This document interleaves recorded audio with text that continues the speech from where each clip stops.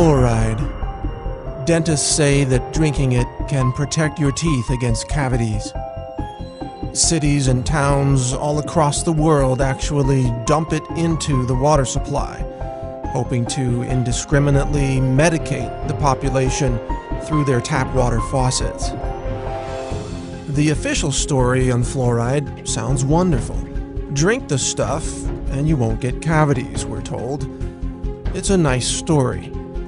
But there's another side to this story, a side you're never told.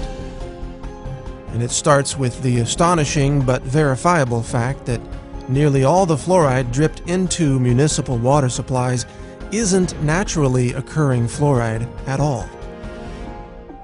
In fact, it's actually a combination of hexafluorosilicic acid and sodium silicofluoride. These two chemicals are considered highly toxic by the EPA. They're actually classified as hazardous waste, and when packaged for transportation, they must be labeled as poison and handled by workers wearing industrial safety gear. So, what are hexafluorosilicic acid and sodium silicofluoride, and where do they come from? That's the part of this story that you probably won't believe. That is, not until you check it out for yourself.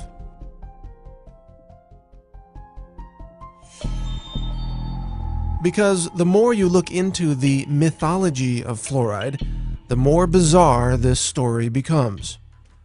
And this bizarre story begins at phosphate mining companies. Phosphate is an important mineral used in fertilizers. It's mined from natural rock deposits scattered across the world, and the phosphate rock is then refined to produce phosphoric acid. If that name sounds familiar, that's because it's one of the main ingredients in carbonated sodas, such as Coke and Pepsi. Phosphoric acid is often compared to battery acid. It's a highly acidic liquid that is believed to be the primary reason why drinking sodas can result in kidney stones and a loss of bone mineral density. Phosphate rock is also used to create fertilizers. The problem is phosphate is often contaminated with high levels of fluoride, as much as 40,000 parts per million, or up to 4% of the raw ore. To remove the fluoride, sulfuric acid is added to a wet slurry of phosphate and water. This causes the fluoride to vaporize, creating highly toxic gaseous compounds such as hydrogen fluoride and silicon tetrafluoride. These toxic fluoride chemicals used to be released directly from the smokestacks of phosphate mining operations, but the nearby farms suffered devastating losses of cattle and food crops, which withered away and died due to, guess what? Fluoride poisoning. In order to stop this environmental destruction, the phosphate mining industry put in place a way to capture the toxic fluoride chemical vapors so that they wouldn't be released into the air and kill the surrounding livestock and vegetation. This was accomplished by installing wet scrubbers that captured the toxic fluoride chemicals, preventing them from being released into the environment and killing the plant and animal life living nearby. It is from these wet scrubbers that toxic fluoride chemicals are now harvested. They're collected, repackaged, shipped to your local city, and then dumped into the municipal water supply. So instead of these toxic fluoride chemicals being released by the phosphate mining smokestacks, they are instead captured and then released into the water supply of large cities, where the chemicals then contaminate the water of millions of people at a time. This is called water fluoridation. When dentists and doctors say they support fluoride in the water supply, what they're really saying is that they support the mass poisoning of the population with a highly toxic hazardous waste product that, if it weren't dripped into the water supply, it would have to be disposed of as a highly toxic hazardous waste under strict EPA regulations.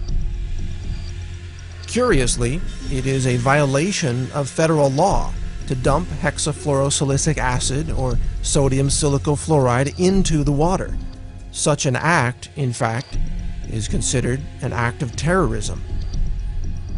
Yet it is mysteriously allowed today as long as it is accompanied by a loosely justified claim that we're doing this to stop cavities.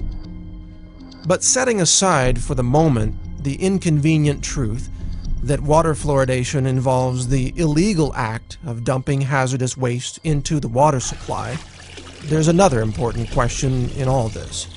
Do these toxic fluoride chemicals actually prevent cavities? Roughly 99% of the municipal water pumped through any given city never ends up in the mouths of the people. Most water is used for showering, washing dishes, washing clothes, watering yards, and filling pools. Almost none of the fluoride dripped into the water supply comes into contact with human teeth. It does, however, end up downstream, where it contaminates rivers, streams, and ultimately the oceans of our world. In this way, water fluoridation policies have become a convenient loophole through which the phosphate mining industry can dump its toxic waste byproducts into the environment without adhering to any EPA regulations whatsoever. Phosphate mining companies even turn a profit by selling their hazardous waste to cities, then labeling it fluoride, even though this name is scientifically inaccurate. All this raises an obvious question. If fluoride kills cows and crops and fish and is considered a hazardous waste chemical by the EPA, then how could it be healthy to ingest? And why don't doctors and dentists, even though they openly recommend fluoride, sometimes with irrational exuberance, know where fluoride really comes from? If dentists knew fluoride was derived from the chemical waste of the phosphate mining industry, would they still recommend that we consume it? The truth about fluoride is a lot like the truth about Enron or Goldman Sachs or every other shocking revelation that nobody believed until it suddenly became obvious that we were all being fooled for so long. Fluoride is a clever scheme where a hazardous waste chemical is dumped into the environment by passing it through the bodies of people first. We, the people, have become the toxic waste dump site of the phosphate mining industry, and chances are your local dentist fully supports this entire process. Over the last several decades, an astonishing 24 studies have established a statistical link between fluoride exposure and low IQs in children. One study conducted by the Center for Endemic Disease Control in China found that each additional milligram of fluoride detected in every liter of a child's urine was associated with a 0.59 point decrease in their IQ score. Another study found that fluoride exposure slashed the number of children achieving high IQs by more than 70%. It shouldn't be surprising, of course, to learn that consuming a hazardous chemical might impair brain function. Water fluoridation, it turns out, may be the root cause of the alarming drop in academic aptitude among children in first world nations. Historically speaking, the mathematics that were taught to 8th graders in the 1950s are now college-level courses in 2011. Maybe the reason why Johnny can't read or spell is because Johnny's been drinking too much fluoride. So I have 3 bits of advice for you.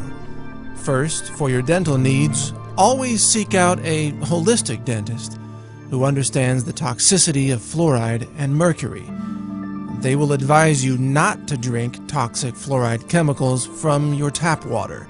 Secondly, don't drink unfiltered tap water. In addition to the toxic fluoride chemicals, tap water is also usually contaminated with chlorine and even dangerous elements from old water pipes. Buy a good countertop water filter from a company like Aquasana, or get a whole house filter to remove chlorine and fluoride from the water entering your home. Thirdly, help fight water fluoridation in your local city or town. If your city is like most cities, water fluoridation policies have been pushed by dentists and doctors who are technically ignorant of the origins and composition of fluoride, and yet they seek to assert power over the composition of your local water supply. They essentially attempt to mass medicate the entire population with what can only be called a drug, a biologically active chemical that they claim can prevent a health condition. And yet, has this drug called fluoride ever received FDA approval as a drug? Have the individual members of the population been individually assessed for their need for such a drug?